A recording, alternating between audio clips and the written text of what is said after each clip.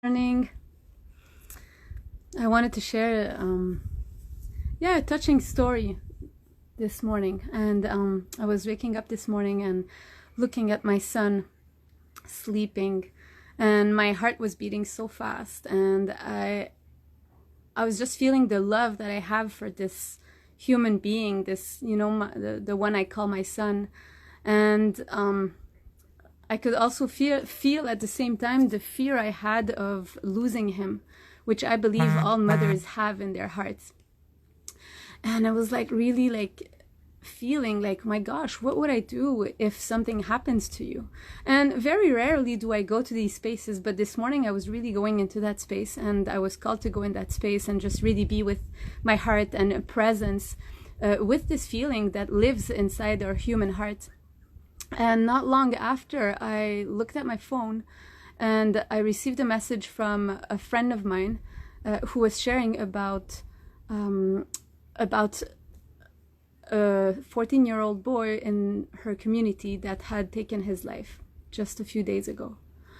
And with situations like this, there's no words, really, only silence and such a deep feeling. And I was feeling, of course, like so sad and so much sorrow. And it was in such synchronicity also with what I was feeling in the morning, a few minutes before with my own son. And it really brought things back to simplicity, to really, really what matters. And very rarely do I address these topics.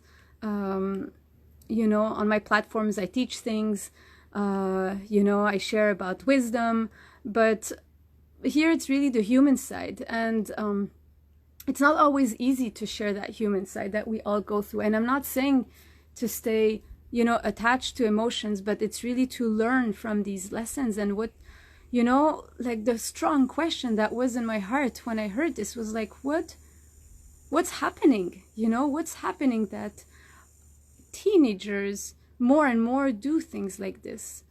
And my mind cannot compute it. Right away I jump into rationality and I try to understand, but the feeling, the raw feeling of it is like, what the F is happening here? And yesterday I was having, difficult conversations with my son last night just around screen, because it's literally one of the only fights we're having around screen time, and the amount of attention he wants to put on screen. And he doesn't use so much screens because this is not necessarily something that we promote so much.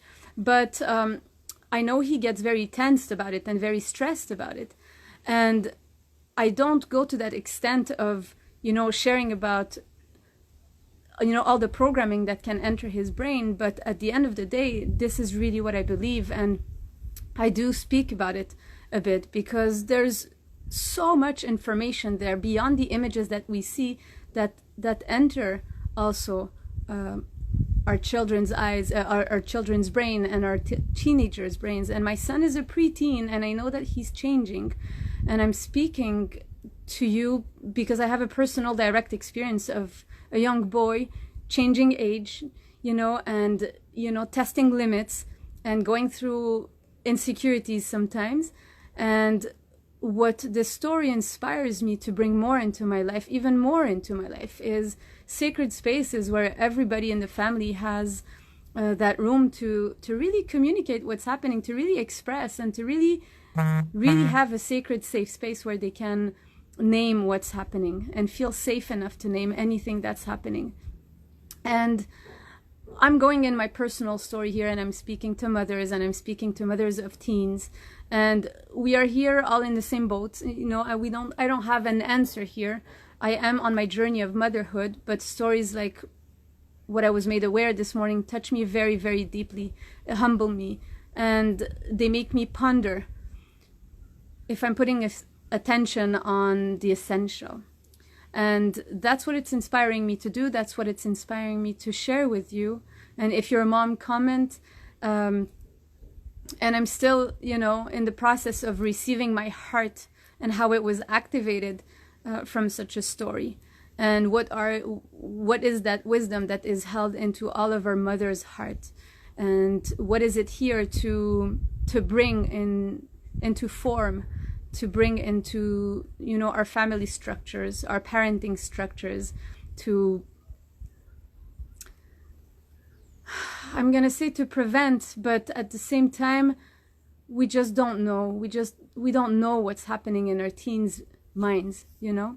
So it's to offer that space. That's the inspiration. I'm gonna have a talk with my son today about this, you know? He knows that these things exist, but in a very neutral way of, yeah, bringing back this communication of really, really being safe if there's anything to share with us. And, you know, as parents, sometimes we also have a tendency to project our fears on our kids. I was feeling this fear in my heart this morning, like I was saying at the beginning of this live, like this strong, strong, strong love, and at the same time, this fear of what if something happens to my child? And because of this fear, sometimes we tend to overprotect, or it tends to filter also our actions or our direction towards our kids, when at the end of the day, they are also souls, embodied souls, that deeply, deeply want to feel heard and seen for who they are at their core, as essence. And that's where the guidance is, also to guide them onto a path where they have that space to express deeply, deeply their essence, and have the structures around them where this has room to be expressed in whatever way.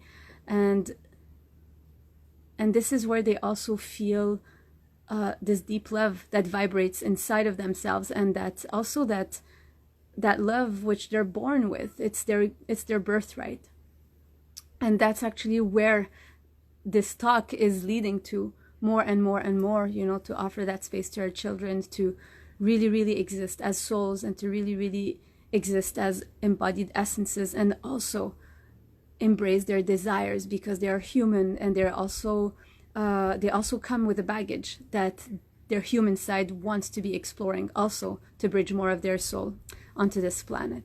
So I'll leave the message here and write some comments, sending much love to all the parents, to you, the mother who's listening to me, and may all our children rise. And the planet is changing, the structures are changing, and they need more and more this soul guidance to keep strong in that essence of theirs. All right, much love to all of you.